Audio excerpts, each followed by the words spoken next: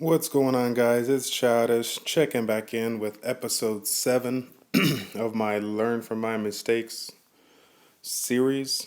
Um, got an interesting video here for you.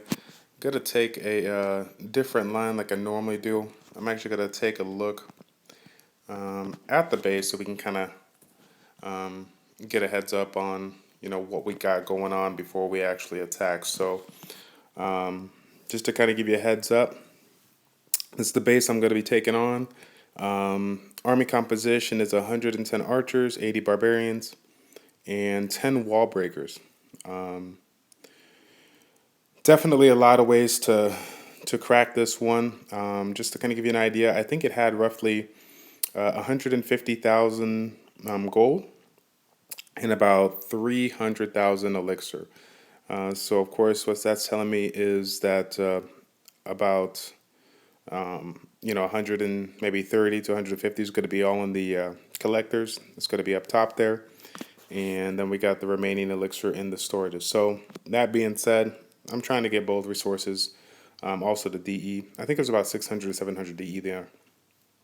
But right now, even though I am DE farming, I thought the gold was decent enough compared to some of the raids that I've been seeing. So I went ahead and went for the gold, focus on the gold this time.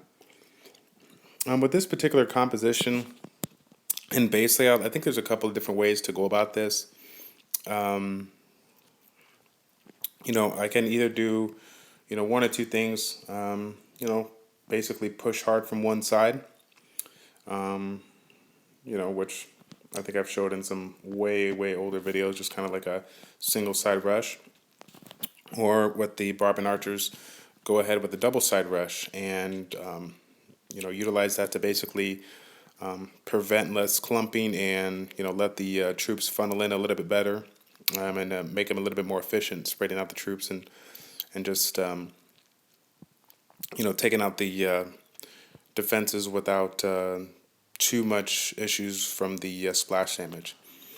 I think one of the mistakes that I make early on is, not taking enough time to really analyze the base. I'll kind of give you a heads up.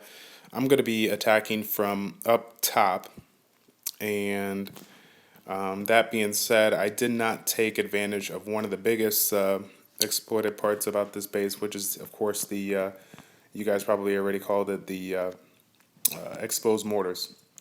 Exposed mortars, there it's obviously there's a lot of reasons why you shouldn't be having them, but the biggest thing is you're just not taking advantage of the range. As you can see, this guy's losing half of his range to the outside.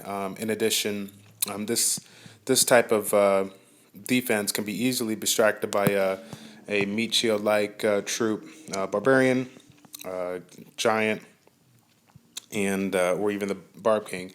If I were to deploy my troops from the top and I want to basically isolate these two mortars, I could actually send some barbarians over here by this laboratory and even by this army camp. As you can see, this archer tower is being upgraded, so I'm not going to have any point defenses shooting at it. That would have been a perfect spot. This particular side, I did have a couple of point defenses, so this would have probably been the side where I utilize the BK, and this side would use like the giant or the barbarian. Definitely, if you have more point defenses, covering it, you're gonna have to use something with a little bit more hit points. But in situations like this, you can definitely get away with sending even a barbarian, up top here and doing it. But I say the army camp, so you don't have to worry about that cannon right there.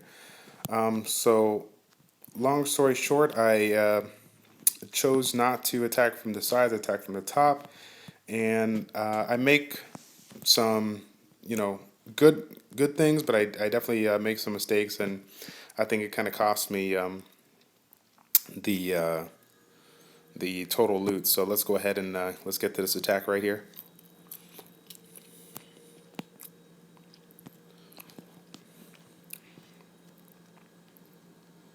All right, random with a couple of O's. Again, we're going to go ahead and start from the top up here.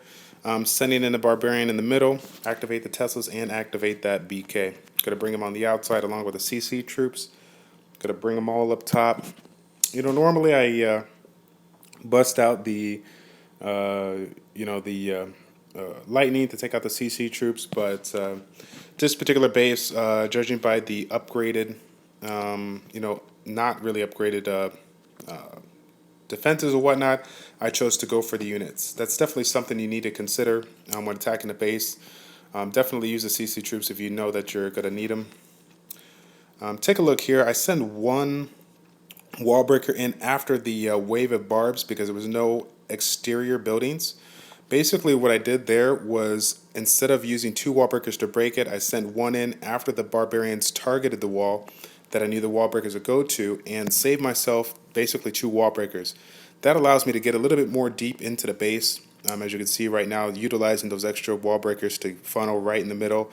But again, with the high hit points of the gold storages, definitely got a lot of clumping involved and lost a good amount of units to some mortar splashes right there. As you can see, I chose not to send any units on the outside, which was the biggest mistake. I could have kept all three mortars activated for at least the first 1 to 2 shots. As far as defenses go, after it kills a target, it goes for its next closest target, so it's going to go for the units in the middle. But again, that 1 or 2 shots that I could have prevented from all three mortars definitely could have saved me a couple of units to finish out the core and get that elixir.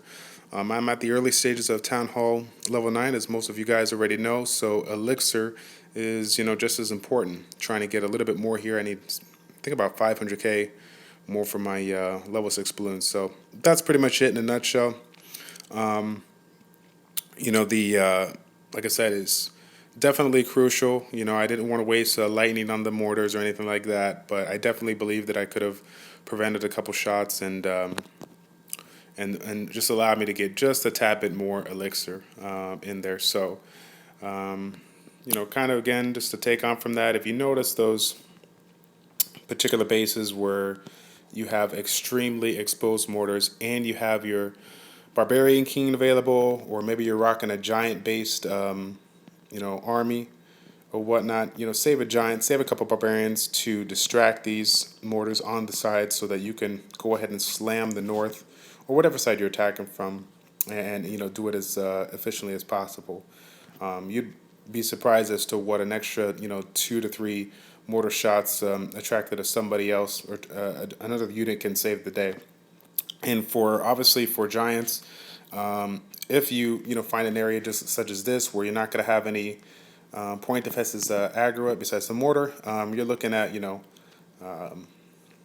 15, 20 plus shots from the mortar alone. Whereas if you had a barbarian in this situation over here, the mortar is going to be 3 shots on the unit before it actually goes down. So that's 3 shots that that can basically save your clumped up units from the top here. So hopefully that small analyzation kind of helped you out a little bit.